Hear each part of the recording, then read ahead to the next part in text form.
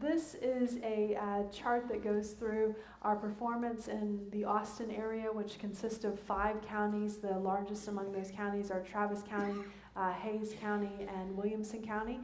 There's also Bastrop, and I can't remember the 5th county that's part of this, but it's one of the minor counties here.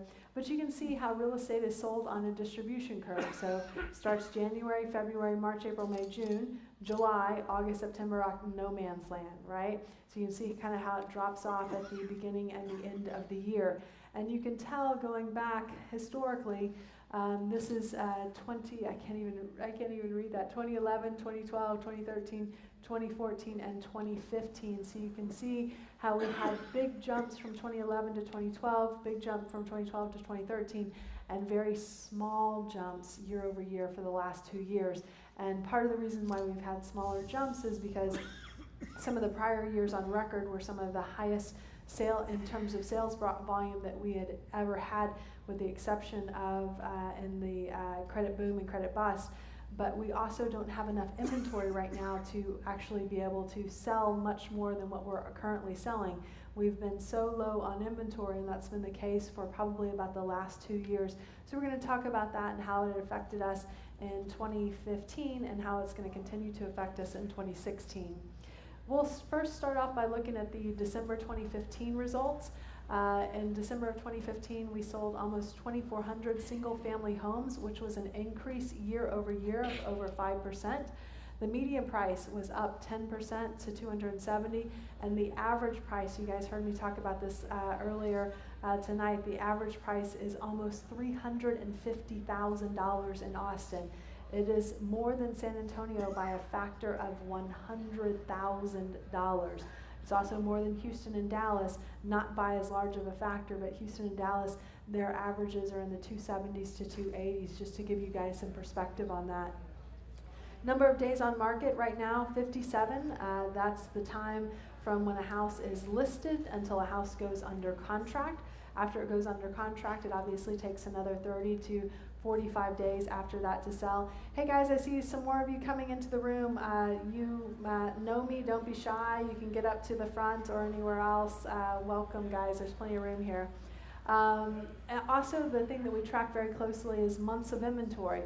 Months of inventory are, it takes a look at the number of houses that have sold, in this particular case over the last 12 months, and divides that number by 12, and then it looks at the number of houses that are currently available on the market, and it divides the number of houses that are currently available on the market by the number of houses that have sold over the last, the average number of sales per month. So that gives you how much your total inventory is.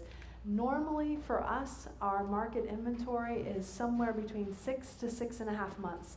So right now we're running at about a third of the normal inventory level that we've historically had over the last 40 years. So what that means for us is, because we have such little inventory and because we have such high demand, that's why we're seeing numbers like this. Median price is up 10%, average price up 13%.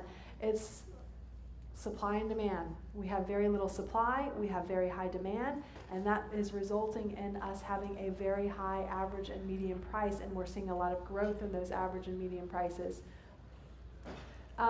Number of new houses that are listed on the market, we actually pulled that up about 6% year over year, but we still need many, many, many more listings again to get us back to a market equilibrium where it's not a seller's market only. The 6 to 6.5 months of inventory is really what they would call not a seller's market and not a buyer's market, just sort of market equilibrium, an average market. The market that we're in right now is a seller's market on steroids.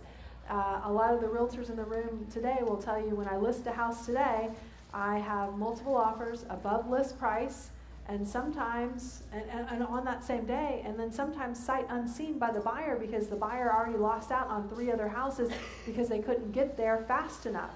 So this is causing a lot of growth, as you can see in our average price and in our median price right now. So we can easily add significantly more new listings on the market and still not be affected in terms of it switching from a seller's market to a buyer's market. Right now there are over 5,200 houses that are listed on the MLS. Again, since we're running at about 2 or a third of what our normal inventory supply could be, we could triple this number, right? And still be in a good market climate. This is one of the things that's holding our growth back, the fact that we don't have enough houses to sell. The other thing that we look at when we look at this is again, I want to give you guys some perspective. In 2011, we had over 10,000 houses listed on the market. In 2011, we were selling about 18,000 homes a year. Now we're selling over 30,000 homes a year. So again, that inventory situation is becoming more and more of a problem, and that's what's driving that upward pressure and those upward increases on the average price. Number of pending homes for sale in the market right now, 1,600 pending homes at the end of the year, which is 1% less than what it was last year. Pending homes are our closest leading indicator to what closed sales will be next month, but don't worry about seeing this smaller number or slightly smaller number, because sometimes it can go either way by about 3 to 5%. So even though we're lower in the number of pending sales, we could actually be higher when we close out January. One of the things that we also watch very closely is the condo market. The condo market is what we call the canary in the coal mine. The condo market is the first market segment to go down when the market changes and starts to go into this part of the market cycle, and condos are the last market segment to go up when markets start to change and start to grow and expand. Condo sale decreases, usually if there's a trend there, they'll usually lead out a single family home decrease or really a change in the market to go into a different part of the market cycle by about 6 months. Houston, for example, saw about 6 months ago significant decreases year over year in the condo sales market. And then at the end of last year, they actually started to see some decreases in the single family home sales as well. So in that particular case, the condo market only led out by about 3 to 4 months instead of its normal or traditional 6 months. But it is something that we watch very closely because we want to track it, because we want to know how close are we to a change in the single family market, because a lot of our investors, including ourselves, invest more in single family than we do in condos. So you can see in December, we sold 230 units in terms of condos and townhomes, which was about the same as what we sold last year. The last 3 months were also up, and we started the year actually really slow, and the way we started the year had me very worried about where we are in the market cycle. So a typical market cycle is 3 to 5 years up, 1 to 3 years down, 3 to 5 years up, 1 to 3 years down. When did this market in Austin turn around? Summer of 2011. Okay, so you got half of 2011, you've got all of 2012, all of 2013, all of 2014, all of 2015. That's 4.5 years right now that we're in an up market cycle. And I told you that the typical market cycle is 3 to 5 years up and 1 to 3 years down. So when we started to see this big dip in the number of condo sales at the beginning of the year, I was thinking, well, it's a typical market cycle, right? We're going to start seeing some changes, even though all of the other indicators were that this market cycle had legs that would last beyond the typical 3 to 5 year up period. And I still believe that it does. But nevertheless, it's always going to be something that I track very closely. The condo sales, because usually, again, that leads out a change in the single family market by about 6 months. And I want to stay ahead of the market. I want to teach you guys this as well so that you're also aware of it and also stay ahead of the market. Right now, the median price for a condo in Austin and the surrounding area, $250,000, 8% more than what it was this same time last year. And condos spent an average of 46 days on the market, or 10 days fewer than what they spent on the market last year. Condos are something that we need to be very aware of right now in terms of what they're building.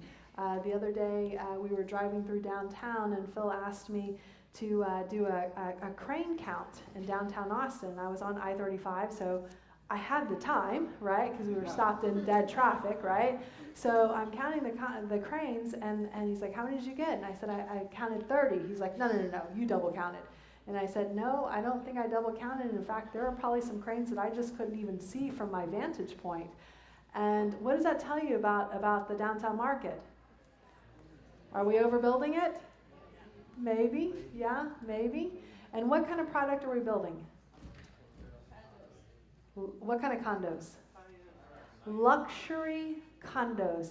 Does luxury even mean anything anymore these days? I mean, is everything that they build a luxury condo? What's going to happen to those luxury condos when that market gets overbuilt?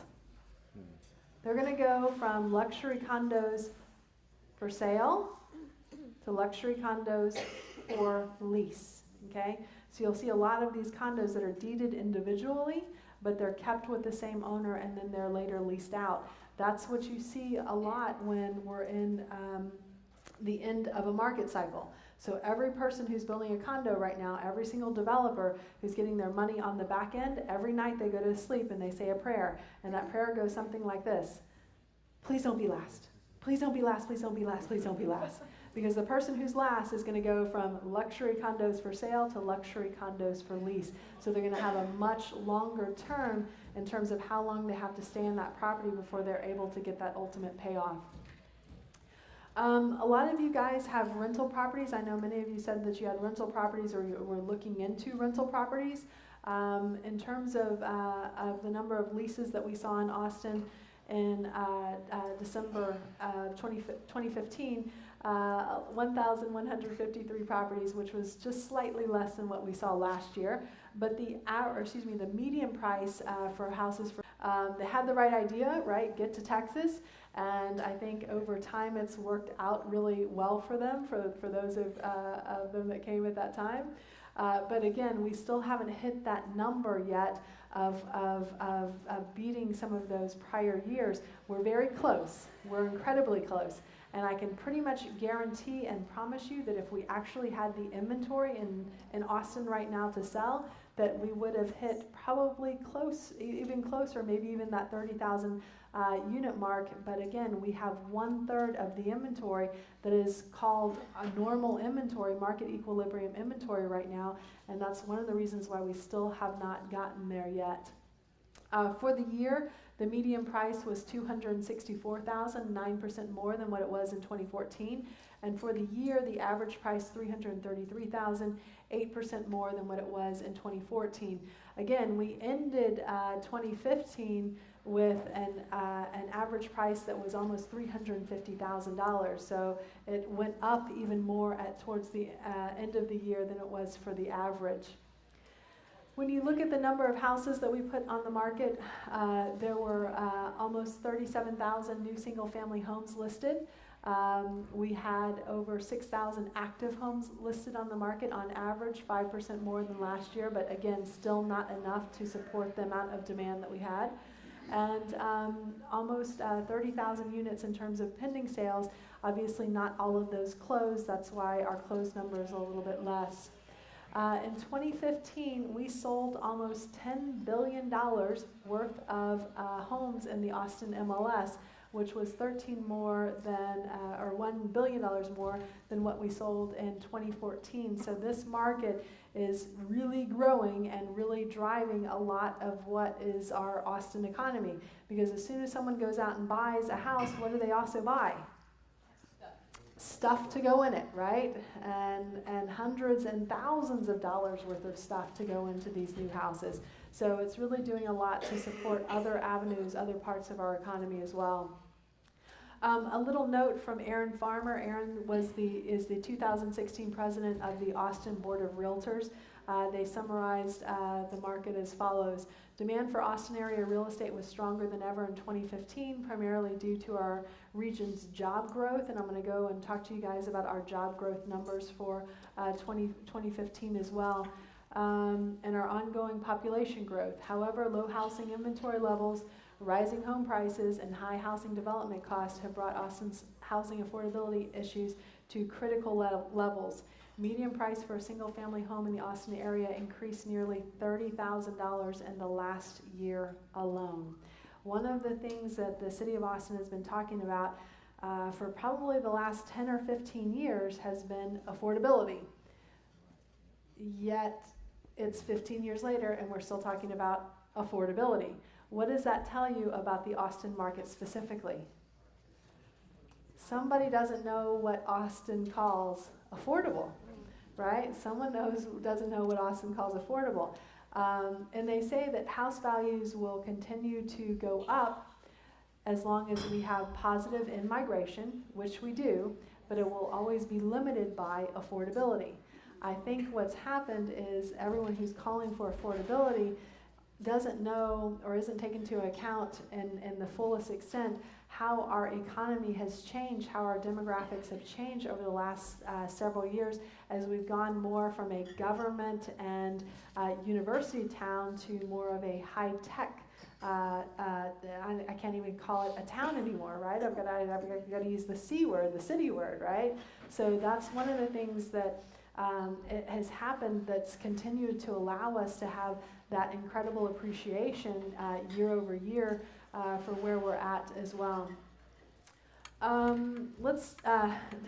Going back, we saw a $30,000 increase in median price in just the last year alone. But if you go back to 2012, the median price was $210,000, and in 2015, median price was $270,000. That's a $60,000 increase in just those 3 years. That is a big jump. That is a big jump. And again, this is mostly driven by the fact that we don't have supply. When we were in our credit bubble in 2006, 7, 8, and some of 2009, but mostly 2006, 7, 8, we had a volume bubble. Okay, we got up to over 30,000 units in terms of our number of sales, but we had enough inventory in place to not have a pricing bubble. Okay, we went up in value, but we didn't shoot up in value. In the last 3 years, we have really shot up in value. And even though the demand that we have for housing right now is what I would call organic or real demand from people moving here, not just people coming here and speculating, because we don't have the same level of inventory, we right now are in a pricing bubble in Austin. We are in a pricing bubble in Austin. If we had, everyone can agree that if we had more inventory, we wouldn't be seeing a 13% year over year average price increase, right? Because again, going back to the laws of supply and demand, right? Basic economics. Right now, we are very much in a pricing bubble, and that pricing bubble will start to deflate, and I'm not saying it's going to go down, but it will start to deflate if we are able to add more inventory. And with counting 30 cranes downtown, right, we're trying to do that very actively. The issue is it's not just downtown where we need to build, it's all over the city. And most of the building that's taking place in the city is actually taking place in the suburbs, right? And that's where houses are more affordable. So we're pushing the affordable housing market pretty far away from us, right? And that's one of the issues that the city is calling on, saying that we've got a problem here. And we will continue to have a problem until we reach some affordability point where the in-migration and the type of in-migration, the type of buyers that we have are not able to afford that. And we'll go and talk about some other slides that will give a little more detail and insight to that as we go through the presentation. But we're not going to get a whole lot of affordable housing when our unemployment rate in Texas is 4.2% and our unemployment rate in Austin is 2.6%. The government calls full employment an unemployment rate that is 6 to 6.5%. So right now we are well beyond full employment. So at 6 to 6.5%, they say, well, we expect that people are going to be kind of changing in and out of the job market, and that's why we consider 6.5% unemployment rate to be good, to be normal. We're running again at 1/3 of what is considered normal, and that low level of unemployment is making us have to compete for our employees, which is making us have to raise the salaries of our employees, which means that they can afford some of these higher priced homes, right? So we're kind of seeing some of these things continue to build up that average price and still make it affordable, even though it seems unaffordable, especially if you've been here for a long time. Just to also talk about some of the other cities in the state, because we are all connected here. I wanted to take a minute to talk about Houston. May she rest in peace. That was funnier than just like a couple of laughs. I mean, come on, jeez.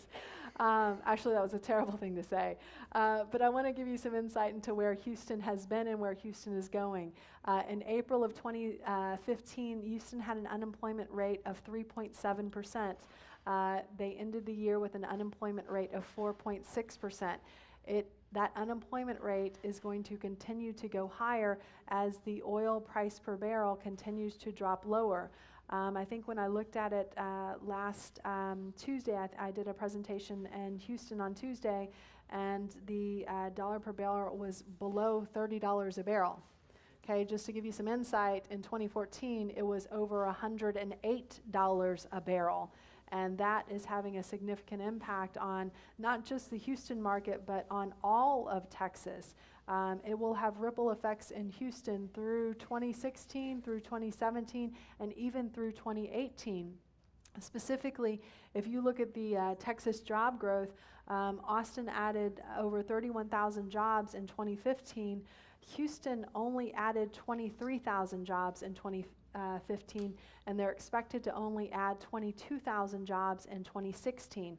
They should be putting up numbers that are closer to 90 to 100,000 jobs. In fact, in 2014, Houston actually added over 112,000 jobs to that local economy, again, because that's when oil was trading at over $108 a barrel. Now that it's trading at $29 a barrel, I am just thrilled, and so should all of Houston be, that the number for job creation is, or job growth is actually positive, right? That's a big deal, but it will have ripple effects on us. A lot of people will come here from Houston to buy second houses. So some of that second house purchase activity will not be here. And we'll see other ripple effects as well. We only have, I think, 3 companies that are three large companies that are heavily invested in the oil and gas industry here in Austin. So it's a very small part of our economy, but again, there will be some ripple effects as a result of that, so we will want to watch for that. But I will say, what happens to people in Houston when they lose their job? Where do they go? They come to the motherland. That's right. They come to Austin. They also sometimes go to Dallas and San Antonio as well. And you can see the Dallas-Fort Worth area is right on track for normal. So they're adding over 90,000. They added over 90,000 jobs in 2015. San Antonio is just slightly behind us at adding 28,000 jobs. If Austin wants affordable housing, go to San Antonio, okay? Because San Antonio is about $100,000 less in terms of the average price than Austin, but their average salaries are also less, and their demographic or their economic base in terms of their employers is very different than our economic base, and that's one of the reasons why they can support and hold on to some of those lower housing prices. We're going to go through a quick history lesson for the United States and talk about how a lot of the stuff that's going on in the United States has affected us and will continue to affect us throughout 2016. This is the U.S. housing supply of inventory. This chart goes back to 2002, so you can see where we got in terms of inventory during the credit boom, and you can see where we got in inventory during the credit bust. We basically stopped building houses all over the United States as the market went down, and in some places we really couldn't get out and stop building houses fast enough. Since then, we had a couple of booms here, and a lot of that can be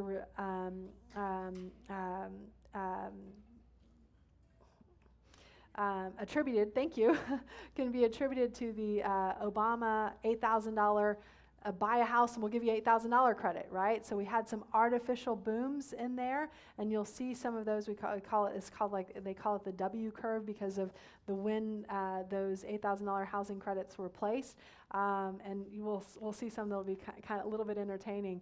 But we're still way significantly lower than even where we were back in 2002, 2003. Even if this is our median or our average line right here, we're still nowhere close in terms of inventory. And as a result, it's not just Texas that is low on inventory. The United States as a whole is only operating at 5.1 months of inventory right now. And again, the US average is close to 6.5 months of inventory, very similar to what we have. So we're still below average all over the country. And that's one of the reasons why you're seeing average and median prices increase all over the country. This is the Case-Shiller US Home Price Index. The Case-Shiller, they measure the top 20 real estate markets around in the United States. For Texas, they've picked one market, and that's actually the Dallas market. Every single city that's part of this 20-city Case-Shiller Index has gone up in value over the last year and over the year before. And guys, just want to let you know that one of those cities that's on there is actually Detroit. And Detroit is up too. And in fact, Detroit is up in terms of property values over 40% from its trough. Now that's not hard when you're selling a house for $1,000, right? But still, the fact that every one of those markets is up is quite a big deal. But you can see this is where we topped out right here, and you can see that we are nowhere. We're close, right?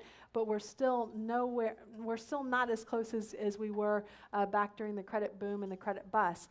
But you do have to realize that a lot of the demand and a lot of the house buying, a lot of the house prices during the credit boom was artificial, right? It was not organic. Right now, what we're producing is more organic growth.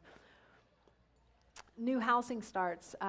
This is an interesting chart as well. This chart goes back to actually 1960. So you can see the number of housing starts. If you kind of just look at this, what this regression line would be right here, we should be producing houses probably in this range right here.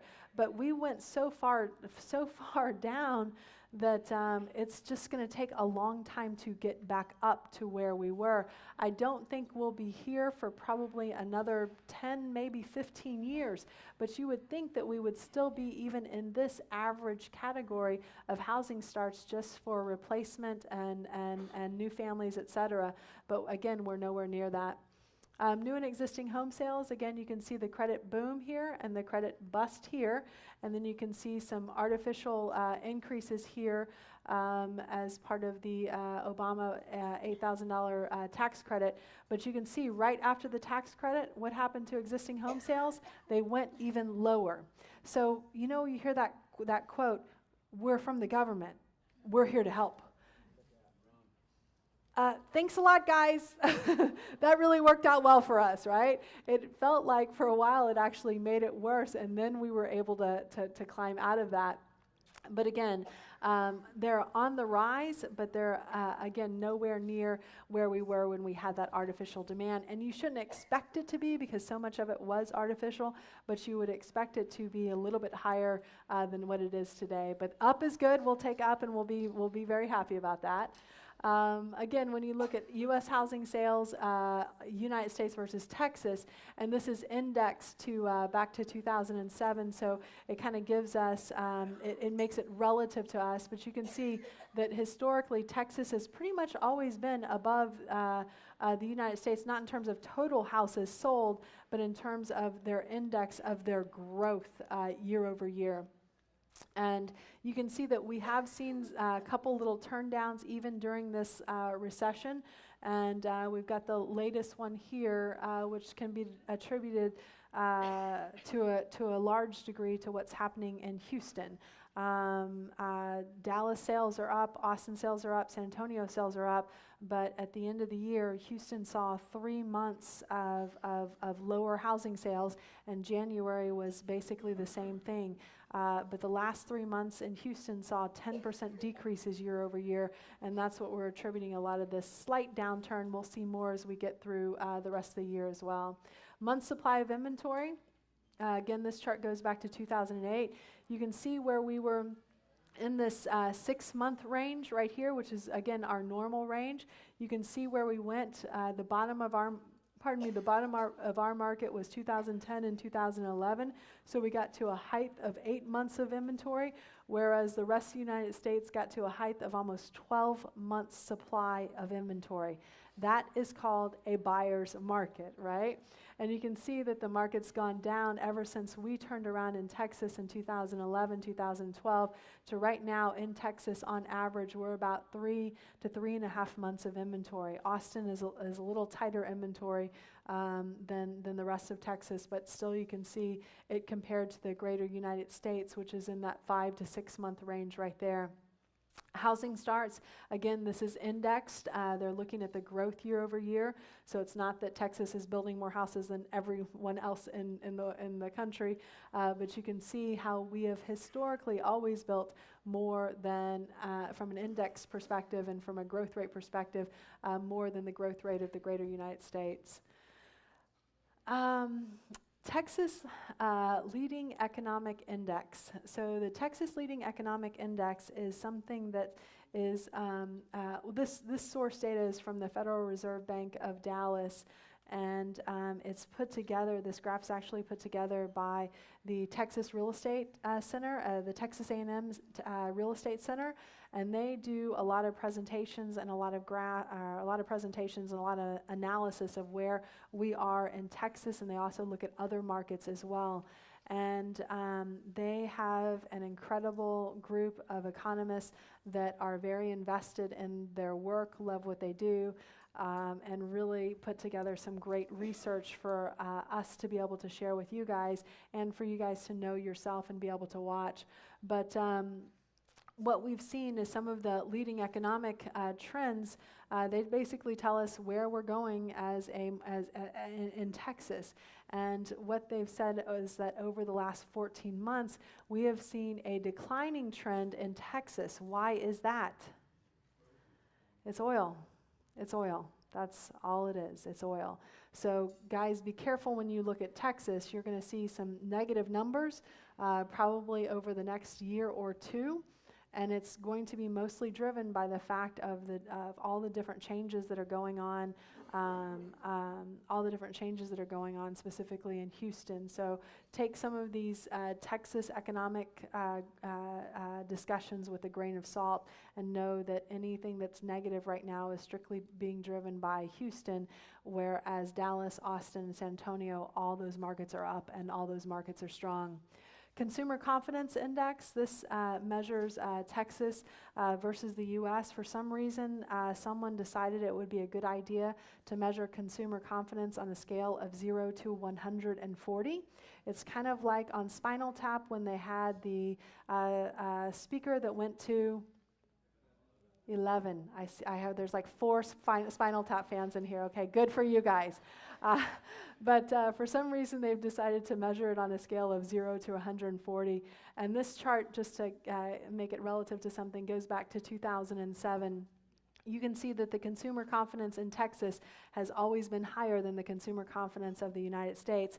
That's because Texas has the 8th largest GDP in the world, okay? If it were not for Texas being part of the great United States would be looking kind of rough. There are just a couple of states that really lead this out. Texas is definitely one of them.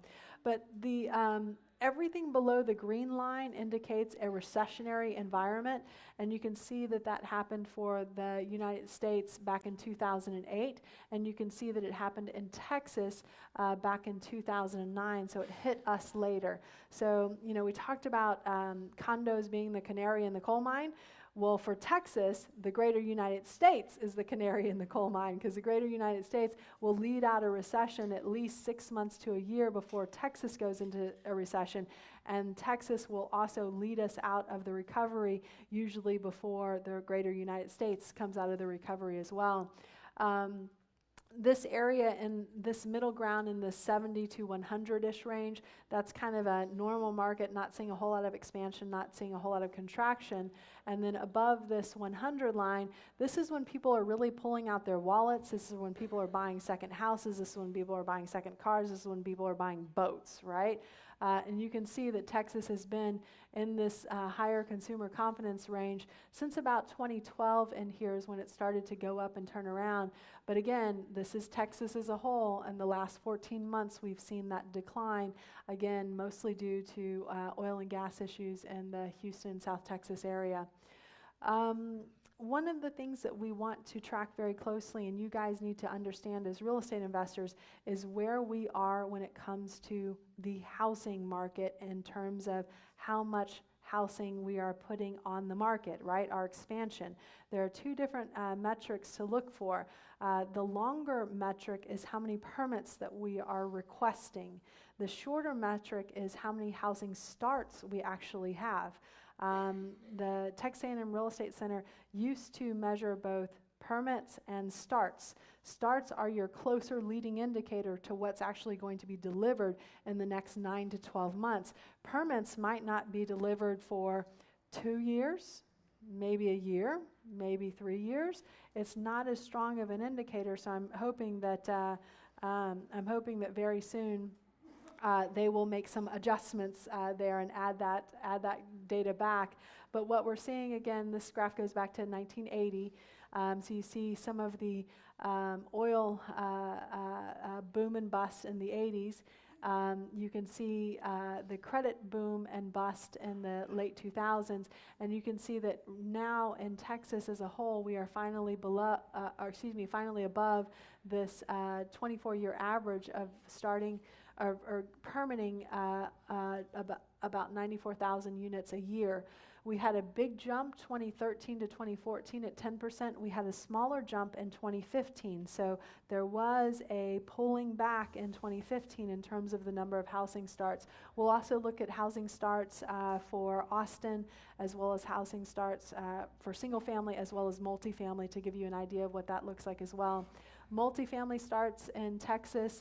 You can see again some booms here and some the bust here. And now you can see for multifamily, what are we doing? We're building a lot of apartments, and we're building a lot of luxury. You can't say condo anymore without, if it's new, you can't say it without the word luxury in front of it. Like, I think that's the rule now. But does this tell you anything? Does this make anybody nervous besides me? Does this make anybody excited besides me?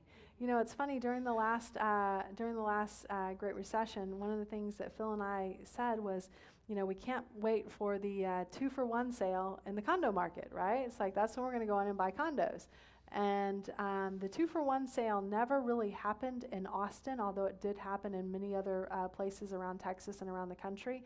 But we'll look at this again for Austin specifically, and you guys can tell me what you think of how that specifically measures up.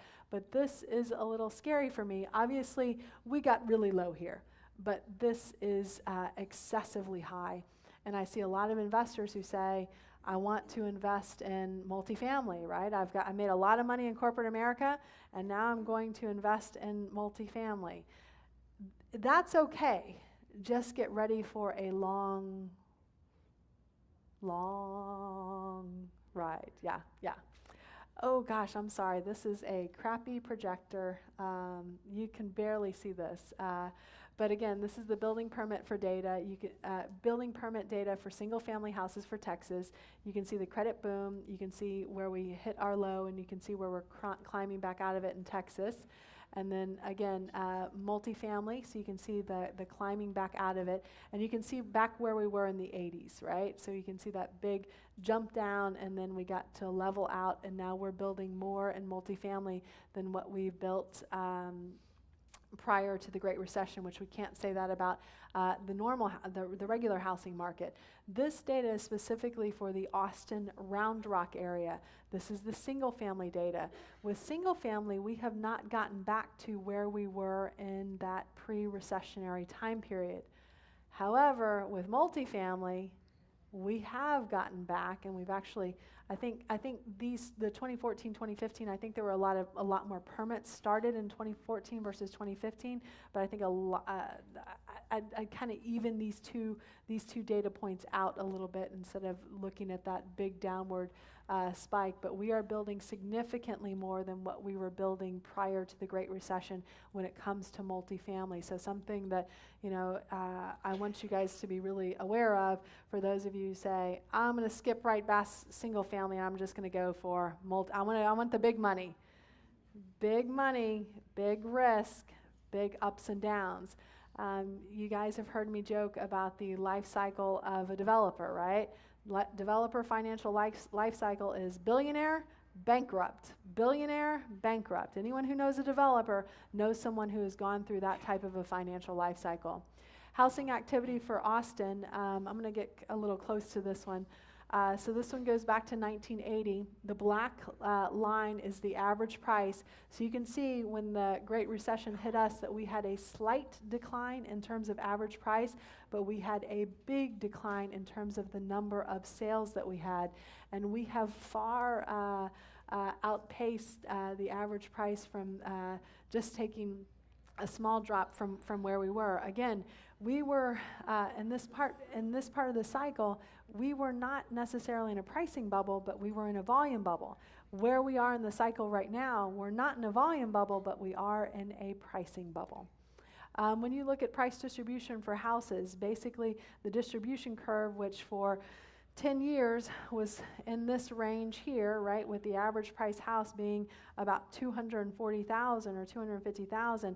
Now that distribution curve has shifted over in the last 10 years to where the average price house is closer right now to $348,000. So you're seeing that shift happening all throughout Texas, which again is creating a lot of the discussion about affordable housing throughout Texas and throughout Austin. Just another graph to show the number of houses that have sold in Austin over the last several years. You can see that 2013, 2014, 2015, all very compact, right? All very close together. Again, we would sell more if we had the inventory to sell more. Right now, the only inventory we have are a bunch of 1-bedroom, 4-bath houses, and we know how quickly those fly off the market. Not even my Spinal Tap people are here to laugh at that one. Jeez, come on, guys. Employment data for Texas, we looked at some of these numbers earlier. You can see that we had one little blip here during the Great Recession, but we've been on fire ever since then, and at about the same pace that we've been in going back to 1980 here. Unemployment data specifically for Austin and Round Rock. This is a little different story because we had some slight booms and busts with the dot-com boom and bust cycle, and then we had our credit boom and bust, and then we've been growing at a very steep rate, at a much steeper rate over the last 5 years than what the rate was for the average over the previous 20 years. So definitely something to be aware of. It's funny because a friend of mine just took a job with a company, and he was telling me a little bit about the company, and it's kind of a startup company. And I said, well, the first thing I asked, well, are they making any money, And he's like, yeah, they're making money. And I said, are you sure they're not just drunk on venture capital money, right? And he's like, oh, no, they're not drunk on venture capital money. And we kind of had this conversation. And I said, you got to be careful because the companies get drunk on venture capital money. The hangover can be like everybody in the company gets fired on one day, right? I don't know if anybody remembers that during the dot-com boom and bust, but I remember days where I had friends where they went into work that morning, they all got called into a company meeting and were told to leave all their stuff behind, and they took all the laptops so people could not even take their stuff home with them, right? That's being drunk on drunk on venture capital, and then that comes with the corresponding venture capital hangover. And as he started this position, he's kind of intimated to me that yes, this company is drunk on venture. Like he was telling me, everyone got into like a big vat of champagne for their company party, and and they have a lot of fun giveaways and a lot of fun frills that they give to their employees.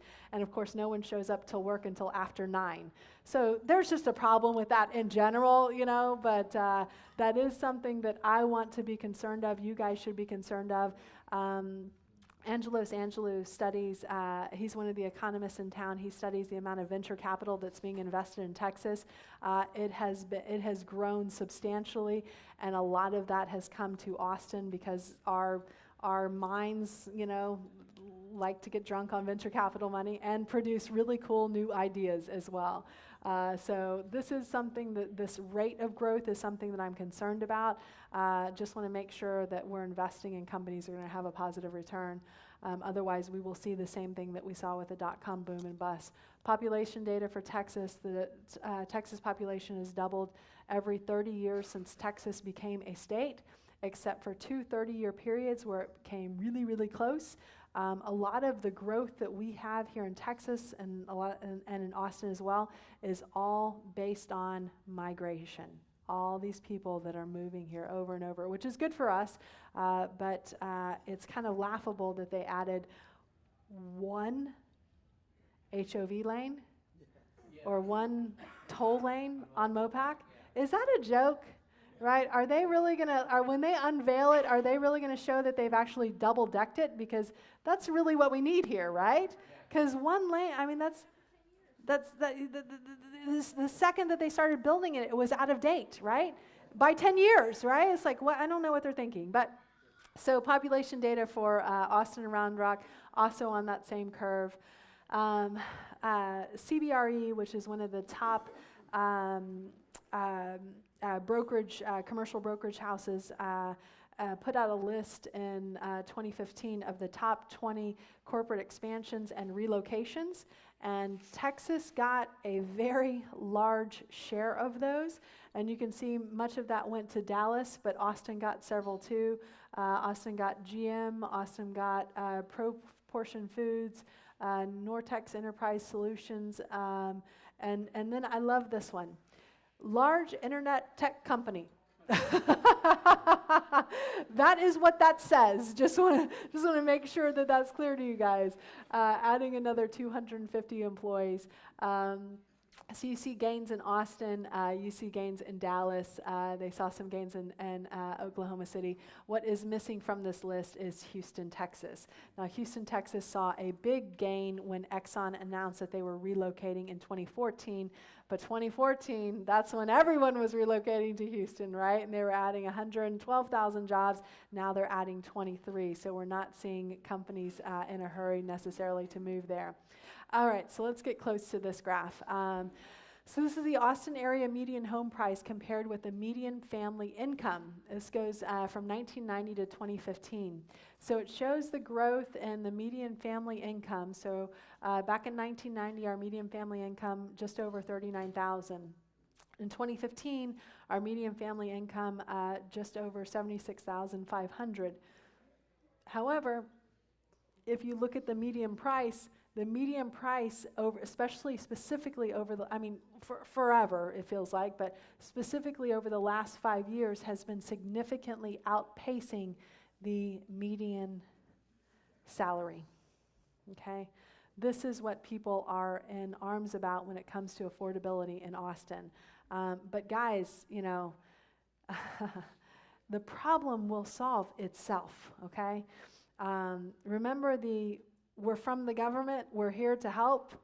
I don't think we necessarily want the city to make those rules when this problem will figure itself out. And it's been figuring itself out even over time. And even, like I said, I remember having these discussions about affordability with the city for at least the last 15 years. And it's figured itself out, and I think it will continue to do that. That may be a generous thought to say that we could do that, but we'll continue to watch it and continue to see. I'm sure the city will have some intervention here. For a long time, I remember when we were building new condo projects, as an example, they would say a certain portion of that has to be reserved for affordable housing. I understand. And now I'm not hearing that same message anymore the way that we used to. Unemployment rate in Austin, this goes back to 2011, so you can see it was in the, just in 2011, it was still in the 6% range. It started to go below 5% in 2013 and has really not looked back one time since then. We will have an adjustment, right? We will get back to, a different level. This is not the total norm, but this is something what we're looking at now. Some information from the Texas Economy Journal. So U.S. added 292,000 jobs. Texas, for that same time period, 26,000 jobs. That's for non-farm. And then, this is the full year, added 166,000 jobs, or 1.4% more, versus 1.9% more for the United States. Texas unemployment rate was 4.7 for December of 2015, above the 4.6% rate in December 2014. The Texas unemployment rate has been at or below the national unemployment rate for over 108 consecutive months. Okay, welcome to the motherland. In December 2015, in all of Texas, we sold, just in December 2015, not the full year, but we sold almost 25,000 houses, 4.7% more than December of 2014. And for the full year, over 295,000 houses, 3.4% more than the prior year. And then when you look at building permits, and we're just kind of wrapping up the data that we were showing on the charts earlier, 7243 building permits for single-family homes in 2015, which was actually less than what we did in December of 2014. And then for the 12-month period, we were slightly more, but there's a zero in front of that point, in front of that percentage rate, right? So we're starting to pull back. And again, a lot of that pullback is happening in Houston. For multifamily, in 2015, December 2015, 5% less than December 2014. And then for the year, we still added 4.2% more than what we added in the prior year when you look at the full year numbers. United States, again, we talked about consumer confidence, 98.1%, 5.5% lower. In Texas, consumer confidence index was almost 118, up 16.6% from December of 2015 and 1.1% higher than over a year ago. Oil and gas, this is again going to be driving a lot of the news in Texas, but the oil and gas production tax 48% lower than collections during the same period prior year. And then I put the price for crude oil on January 29th. The last time I checked it, which was about 2 days ago, it was trading around $29 a barrel, which is not enough for people to even eke out a profit, for the producers to eke out a profit. The outlook for the United States, you'll see a lot of ish in here. So there's GDP-ish, growth-ish, right? We're going to have interest rates will be flat for the rest of the year. We probably won't see any increases in interest rates. It's an election year, right? If anything goes wrong, this is the international politician salute, right? It was that guy, right? It's not us, right? So we probably won't see anyone who would want to take any credit or blame for raising rates right now. Job growth-ish, but not at the previous year's growth rates. We're growing, it's just not as strong as we had been growing. Basically, right now, there are no drivers for major expansion. And again, this is not just my notes, guys. These are notes from all of the big brain economists that are at the Texas A&M Real Estate Center, which provides a lot of great data for both the U.S. and the Texas economy. Texas outlook, again, you're seeing the ish. In Austin, we would grow more if we had more inventory, right? We're already at the lowest unemployment rate that we've been in, and since I've been looking at it, 2.6% is really unheard of. We'll have more job growth, but still it's not coming in at what prior year's rates have come in for, specifically for Texas. We will have population growth, unemployment around Texas still incredibly low. Things to watch out for specifically in Austin is our lack of supply. We have found a way in Texas, in Austin specifically, to operate on 2.2 to 2.5 months of inventory for almost 2 years now, which is amazing. But it's certainly, if we don't add more inventory, it's not going to afford us any room for more growth in terms of the number of sales. It will, however, provide us for a lot of growth in terms of average and median price, right? Because people are still moving here, people still want to own here, and at some point we will kind of be in a pricing bubble where we're not going to see 13% year-over-year growth anymore. We might see 1 or 2% year-over-year growth, especially as eventually we start adding some of these houses as soon as they start hitting the market.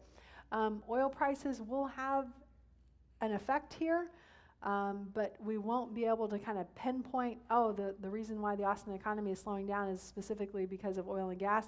It will have small ripple effects, but maybe only 1 or 2% of the total economy. The strong dollar, and this is really nationally speaking, has made exports more expensive, right, to foreigners. One thing that will help us with that is the fact that oil and gas is so low. So the production cost of a lot of the things that we're shipping out, those costs will be lower in spite of the stronger dollar. So those will have some offsetting issues as they interact together. Interest rates, we raised interest rates in December of 2015. I think people's mortgage went up maybe $12 a month, right? And we just kind of absorbed it and moved on and kept on increasing the average price. One of the other reasons why we've been able to have such a high average price is because of interest rates.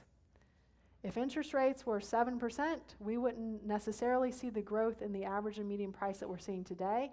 As the economy gets more and more stabilized, and specifically after we get as we get past the election year, as we see those interest rates go up, that's going to put some pressure on our average prices. I'm not saying that they're going to go down, right? But I am saying that there will be pressure on that growth.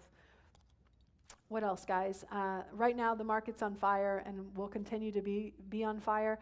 This market that we're in right now has legs to go well beyond the 3 to 5 year up market cycle. My guess is that this will be at least a 5 to 6 year up market cycle.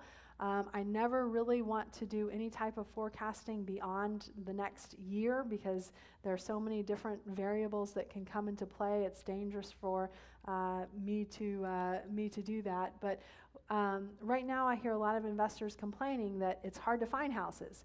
Yes, but the opposite of that, or the result of that, is that it's easy to sell houses once you find the good ones, right? When the market's down, people say it's hard to sell houses, right? When the market's down, it's easy to find, it's hard to sell. When the market's up, it's hard to find, it's easy to sell. Get over it, right? Figure out how to deal with it. You figure out how to deal with it by having different strategies for marketing and different strategies for sales, right? Different strategies of how you're going to take down some of these properties. And you've got to have strategies in place for every market condition, and you have to be aware of how the market is actually changing so that you can change with the market and hopefully in advance of the market. Because when you're in a position where you're starting a 12-month build project and the market starts to go like this and starts to soften, which it will, right? You can't build that house fast enough to get out before that average price drops. You have to have the terms in place, hopefully to get through that next cycle and get out of it, but not everybody does that. I've seen a lot of investors already showing up on the foreclosure list. That is a sign, right? That is a sign that people are gambling. Real estate investing, like if you want to gamble, go to Vegas, right? Pretty girls, free drinks, lots of fun. Shows, yeah, lots of fun, right? But if you want to gamble, don't do it in real estate, right? Be a student of the market. When the market crashed in the last market cycle, I committed myself to be a student of the market. I don't just geek out on this stuff for you guys. I do it for me because I want to invest whether the market's up or whether the market's down or whether the market is sideways, because I don't want to ever take a check from anybody else ever again, right? And that's the plan. That's how to do it. So guys, as the market changes, adapt, mutate, migrate, or die. I hope you move on with the adaptation and the mutation, right? Because that's what will make you survive. Any questions about the market update?